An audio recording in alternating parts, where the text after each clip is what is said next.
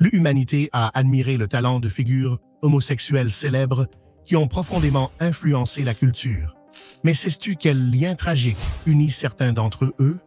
Découvrons les histoires de 10 personnalités célèbres disparues à cause du sida.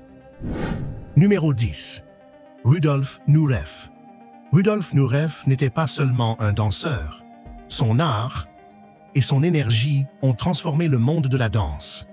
Né en 1938 dans un train transsibérien près d'Irkoutsk, il grandit dans des conditions difficiles en URSS, mais son talent précoce l'amena à l'Académie Vaganova de ballet russe à Leningrad. Sa carrière s'envola après une décision audacieuse. En 1961, lors d'une tournée avec le ballet Kirov à Paris, il demanda l'asile, devenant un symbole de liberté culturelle en pleine guerre froide. En Occident, il brilla aux côtés de la légendaire Margot Fonteyn et leur collaboration marqua une nouvelle ère dans le ballet. Nureyev redéfinit les rôles masculins dans la danse, imposant un nouveau style athlétique et charismatique. Malgré la maladie, il continua de créer et de diriger le Ballet de l'Opéra de Paris jusqu'à sa mort en 1993. Numéro 9. Rock Hudson. Né sous le nom de Roy Harold Scherer Jr. en 1925, Rock Hudson incarnait l'idéal du beau gosse hollywoodien, grand et séduisant. Élevé à Winnetka, dans l'Illinois, il devint l'un des acteurs les plus aimés du cinéma américain. Sa carrière décolla dans les années 50, avec des succès comme Tout ce que le ciel permet et La soif de vivre, confirmant sa polyvalence entre comédie romantique et rôles dramatiques. Sa performance dans Giant, aux côtés d'Elizabeth Taylor et James Dean, lui valut une nomination aux Oscars. Bien que sa vie privée ait été un secret de polichinelle à Hollywood, Hudson maintenait une façade hétérosexuelle. En 1985, son aveu public de sa maladie du sida bouleversa Hollywood, sensibilisant davantage sur la question et contribuant à réduire la stigmatisation. Il mourut le 2 octobre de la même année. Numéro 8. Liberace. Wadiu Valentino Liberace, connu simplement comme Liberace de ses fans, incarnait le concept même du spectacle. Né en 1919 à West Allis, dans le Wisconsin, de parents immigrants italiens et polonais, son talent précoce pour le piano et son goût pour l'exubérance firent de lui une icône du divertissement. Les années 50 marquèrent le début de sa carrière avec The Liberace Show, où il se produisait en costume extravagant et entouré de chandeliers étincelants. Bien qu'il entretenait une façade publique hétérosexuelle, sa vie privée racontait une autre histoire. Sa relation avec Scott Thorson et les procédures judiciaires qui suivirent soulevèrent de nombreuses questions. Malgré sa santé déclinante, dans les années 80, Liberace continua de nier les problèmes liés au sida. Il mourut en février 1987, laissant derrière lui un héritage de spectacles extraordinaires et de controverses personnelles. Numéro 7. Howard Ashman. Howard Ashman était le génie créatif derrière certaines des chansons les plus aimées de Disney. Un talent qui contribua à inaugurer la renaissance de l'animation Disney entre les années 80 et 90. Né à Baltimore en 1950, il se passionna très tôt pour le théâtre musical, écrivant et mettant en scène des spectacles dès son enfance. Après le succès de Broadway avec La Petite Boutique des Horreurs, il collabora avec le compositeur Alan Menken sur des productions Disney comme La Petite Sirène, qui marqua le début de l'ère du renouveau Disney et lui valut un Oscar. Bien qu'il ait été diagnostiqué avec le sida pendant la création de La Belle et la Bête, Ashman travailla sans relâche, insufflant des significations profondément personnelles dans ses paroles. Bien qu'il ne vécût pas assez longtemps pour achever Aladdin, son œuvre continue d'inspirer.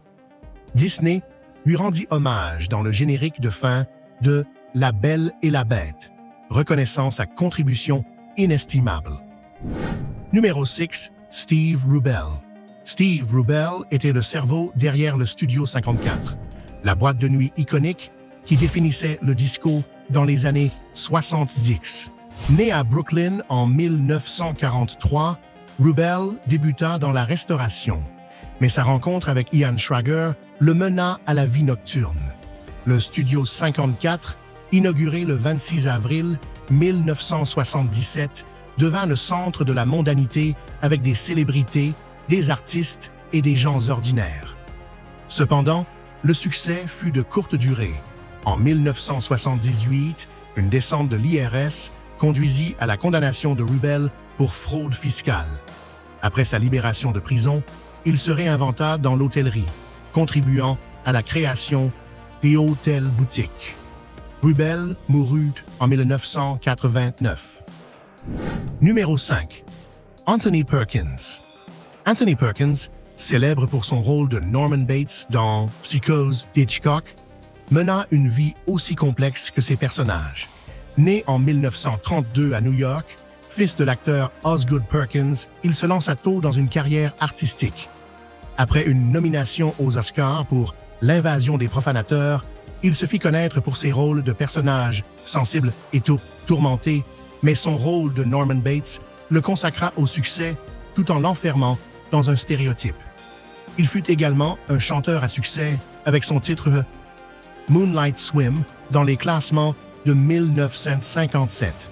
Dans les années 50, il vécut une relation secrète avec l'acteur Tab Hunter avant d'épouser la photographe Barry Berenson, avec qui il eut 2 enfants. Dans les années 80, il contracta le VIH qu'il garda secret jusqu'à sa mort en 1992 des suites d'une pneumonie liée au SIDA. Numéro 4. Steven Stucker. Steven Stucker était un acteur capable de faire rire sans prononcer un mot. Né à Des Moines en 1947, il se tourna très tôt vers la comédie, devenant célèbre pour ses rôles hilarants dans les films de la série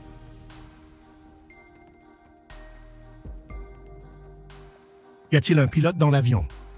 Sa carrière théâtrale à San Francisco le mena à travailler avec le Kentucky Fried Theater, attirant l'attention des frères Zucker et de Jim Abrahams. En 1984, Stucker apprit qu'il était séropositif et décida de le rendre public, devenant l'un des premiers acteurs à en parler. Malgré sa courte bataille contre le sida, qu'il emporta en 1986 à seulement 38 ans, Stucker reste une icône de la comédie. Numéro 3. Paul Shenar. Paul Shenar était un acteur que beaucoup de ses collègues admiraient pour sa polyvalence, son dévouement et son intensité. Né à Milwaukee en 1936, il bâtit une solide carrière entre théâtre, cinéma et télévision, avec des rôles mémorables dans Scarface et la série Les Mystères de l'Ouest. Fondateur de l'American Conservatory Theater à San Francisco, il se fit remarquer par sa présence scénique et son talent naturel. Sa transition vers l'écran fut fluide, sa voix profonde et son regard magnétique le rendirent parfait pour incarner aussi bien des héros que des antagonistes. Bien que sa vie privée fût discrète, des rumeurs évoquaient une relation de 5 ans avec Jeremy Brett, célèbre pour avoir incarné Sherlock Holmes. Comme beaucoup d'acteurs homosexuels de l'époque, il resta réservé. Shenar mourut en 1989 à 53 ans, des suites de complications liées au sida. Numéro 2. Joel Crothers. Joel Crothers était une figure centrale de la télévision de jour, adoré par le public des soap operas pendant plus de 20 ans. Né à Cincinnati en 1941, il débuta jeune dans la comédie, faisant ses premiers pas à Broadway à seulement 14 ans.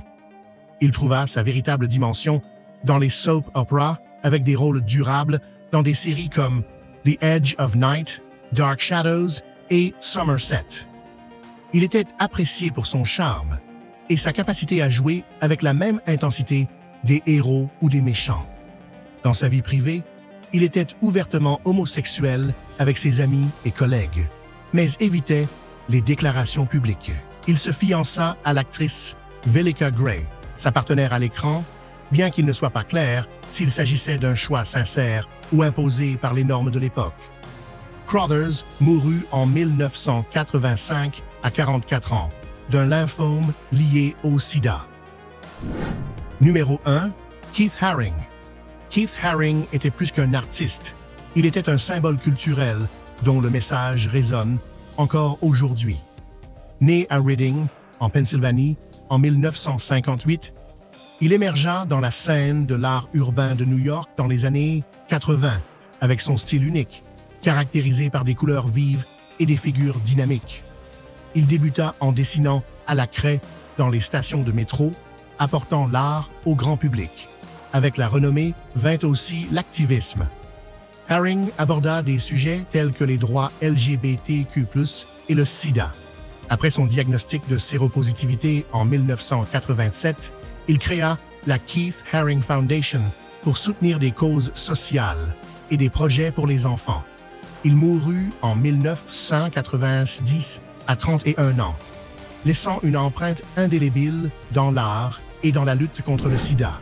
Aujourd'hui, notre voyage touche également à sa fin, mais ce n'est pas le dernier. N'oubliez pas de laisser un j'aime, un commentaire et de vous abonner à la chaîne si vous avez aimé la vidéo. À la prochaine aventure.